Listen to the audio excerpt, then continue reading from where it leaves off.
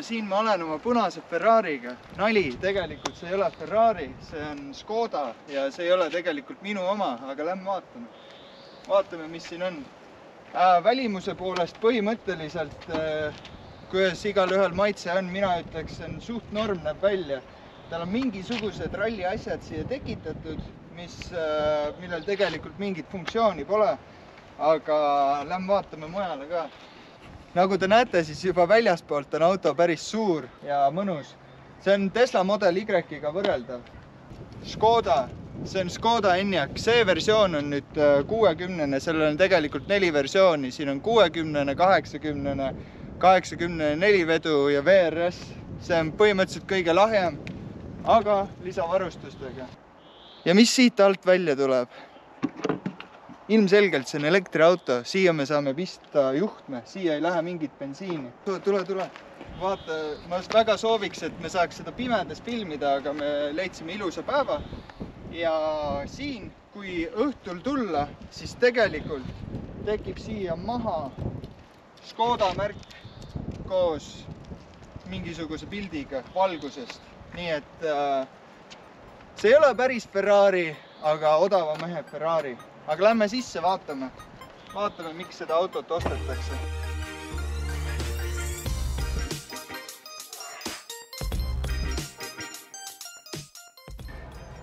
Siin me oleme Škoda Enyaqis ja miks see nii tahetud auto on? Sellepärast, et selle saab põhivarustuses päris soodsa hinnaga. Siin on nüüd kuskil 10 000 eest on lisavarustust, näiteks see Alcantara disainipakett ja ma panen selle ekraanile, mis siin kõik on. Aga vaatame võib-olla põhifunktsioone. Üks asi, mis Enyaqil väga veidralt tehti, vaadake seda, kui suured on need pudelihoidjad. Kui ma ostan omale, mis on 0,75 liitrit, kas see läheb siia sisse? Testime. No vaevu. Ehk siis põhimõtteliselt on see mõeldud ainult 0,5 pudelile. Kui te võtate omal kaasas kantava mingisuguse topsi või natuke suurema pudeli, siis võib arvestada, et siia te seda panna ei saa. Mis on siis veel? Siin on, saab juhtme vabalt oma telefoni laadida.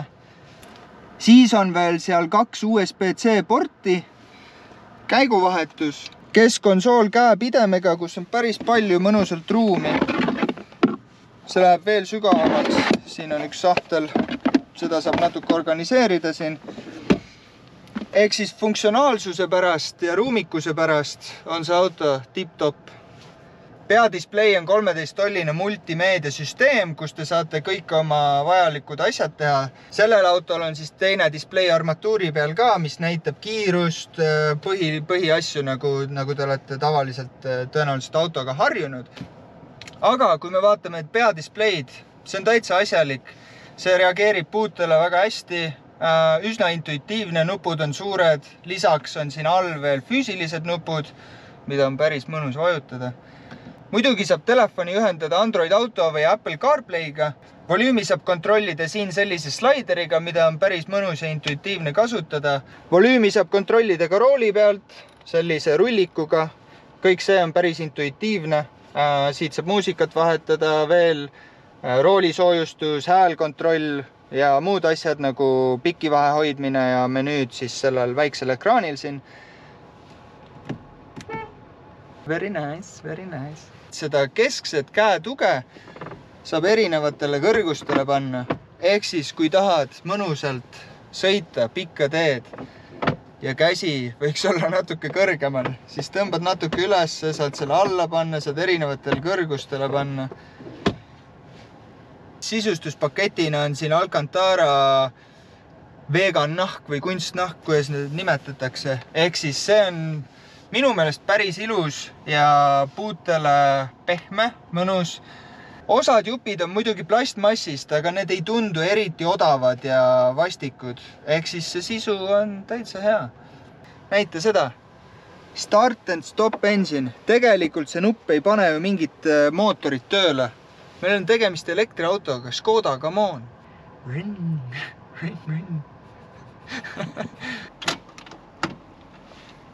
Rooli.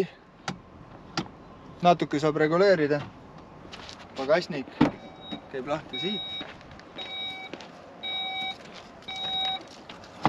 Vaatame, testime ära, kui suur see on, kas mahub üks 178 pikk inimene sisse.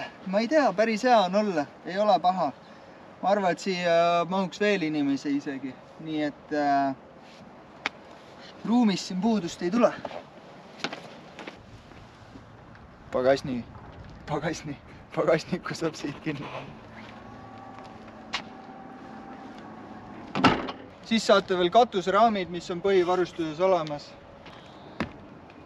Normaalne.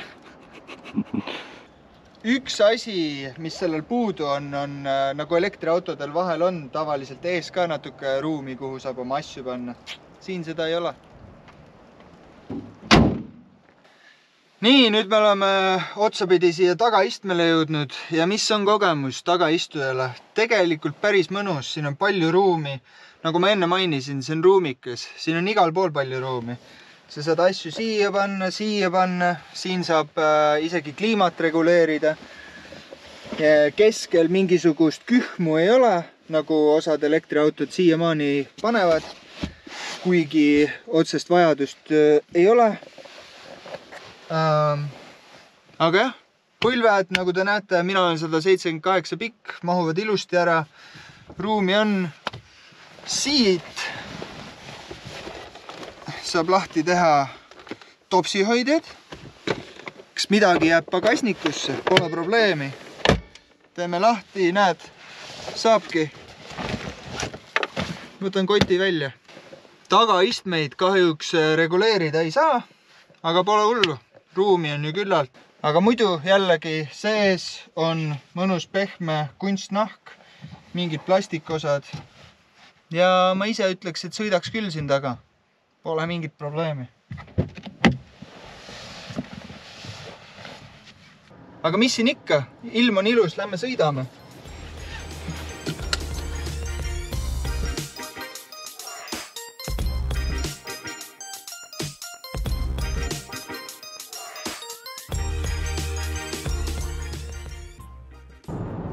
Aga jah, sõidumugavuse poolest ma ütleks, et see on päris mugav auto, kus olla. Sa istud siin mõnusal kõrgel positsioonil, selg on hästi toetatud, kõik on päris hea koha peal, õige koha peal. Kiirendus sellel autol on 8,8 sekundit 0-100, kui osta nüüd see 4x4 versioon Škoda Enyaq. Nüüd on 85X, enne 2024 mudelitel oli siis 80X. Sellel on kiirem ja kõige kiirem on muidugi VRS versioon Enyaqist. Aga vaatame, kuidas see siis kiirendab. Paneme muidugi siit sport moodi peale. Lähme täiesti seisma. Ja nüüd, kui ma kiirendit vajutan, mis siis saab? Vaatame. Kiirendus on muidugi elektriautole kohaselt äkiline, kohene. Aga noh, nagu arvata võib, siis sellise autoga mingisugust sportkogemust siit ei saa. See on siis jah Škoda Enyaq IV60, see on tagaveoline versioon. Nagu enne mainitud, siis saab upgrade'ida ka 80X-ile, või noh, nüüdseks juba 85X, millel on siis 2 mootorit, mis veab esi- ja tagasilda. Rääkides siis ohutusest, on sellel ka automaatne reatuvastuse siis abi ja vahel ongi tunne, et jumal võtab roolist kinni. Ja kui lähedki liiga lähedale sellele joonele, siis rool hakkab natuke tõmbama. Ja see annab mõnes mõttes siukse mõnusa turvatunde, et ei ole võimalik päris magama jääda roolis ja välja sõita. Ilmselgelt Enyaq 60 on väiksem aku, kui on seda teistel versioonidel. See tähendab ka väiksemat sõiduulatust. Ja minu kogemusel elektriautona ta ei ole päris see, mida võiks bensiinimootorilt oodata, ehk siis tuleb natuke arvestada laadimisega, aga enda isiklik soovitus oleks ka, et kui juba osta, siis pigem võtta see Enyaq 80, et saada natuke sõiduulatust juurde. Ja ma arvan, et siis võib juba päris mugav ja hea tunne olla.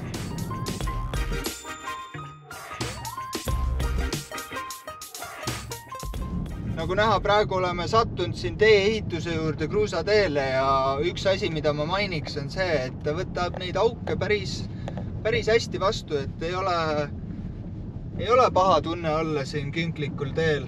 Heli, mis seal ongi, kostub, ainuke heli, mille üle võib-olla nuriseda, on see teeheli, mis siis rehvidelt tuleb, aga igasugune tuulevihin ja asjad, nendega ei ole mingit probleemi.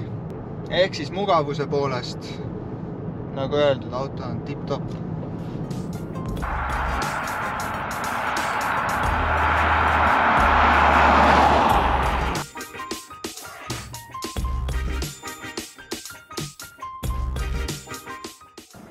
Meil on siin keskkonsoolil on need füüsilised nupud, vaatame, mis nendega siis teha saab. Esimene variant on, saab veojõu kontrolli reguleerida, teisene saab selle sõidu moodi valida, paneme praegu Eco, tahaks tagasihoidlik olla, parkimisabi, siis ohutuled, ustelukustussüsteem, kliima ja esi- ja tagaklaasi soojendus. Näiteks mulle meeldib, kui on ka füüsilised nupud, mitte nagu Teslal, kus siis on ainult ekraani kaudu saab asju teha. Aga teie, kommenteerige alla, mis teie arvate, kuidas teile meeldib? Oluline asi, mis meil mainimata jäi, on sõiduulatus, mis on siis Škoda Enyaq 60 ametlikult antud 400 kilomeetrit täis aku laadimisel. Aga tegelikult testides tuleb välja, et see on kuskil 330, 340 kuskil sinna kanti. Muidugi oleneb, kui palju vajutada pedaalile. On kindlasti inimesi, kes tahavad teada, kuidas on helisüsteem siin autos. Teadagi, Tesla on selles üks parimatest. Kuidas on sellel? Standardvarustuses on siin siis 8-kõlariline süsteem, seda saab upgrade'ida. Aga siin see, mis meil on, ma ütleks, et siuke tavaline audio, mitte midagi erilist, aga ajab asja ära. Parkimisandurid, mis on tavavarustuses Enyaq 60 täitsa olemas, vaatame, nagu ekraanilt näha. Kusjuures pööramisraadius, siis tagaveolistel 60 ja sellel 85 või 80 on väga hea. Kui te lähete muidugi 4-veolisele üle, siis võib teadagi arvestada, et nii head pöörderaadiust ei saa. Ja parkimisanduritest rääkides on võimalus ka upgrade'ida siis sellele 360-kraadisele pealtvaatele. Aga see jällegi maksab raha. Standardvarustuses on ees meil siin LED-tuled. Selle saab upgrade'ida maatrikstulede vastu, ehk siis auto vaatab, kui keegi vastu tuleb, et neid ei pimestaks.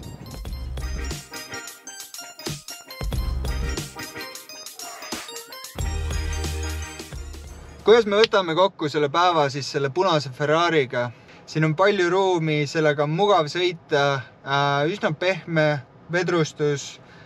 Ainuke probleem, mis sellega ongi see, et standardvarustuses siin väga palju juurde ei tule. Ja kui te nüüd võtate varustust juurde, siis tegelikult see hakkabki konkureerima teiste tootjatega nagu Kia EV6, Hyundai Ioniq 5 või Tesla Model Y juba. Aga kui te olete rahul minimaalse varustusega, siis tegelikult on see üks parimatest valikutest. Ja tegelikult isegi hinnaklassis 55 000 või kuskil sinna kanti, kui te otsite normaalse suurusega pereautot, siis ma ei näe põhjust, miks see ei võiks olla valikus siis teiste tootjate vastu. Selline video meil oligi, nii et kui teile meeldis, pange like, pange subscribe, kommenteerige, tehke kõik, mida vaja. Püsige kursis.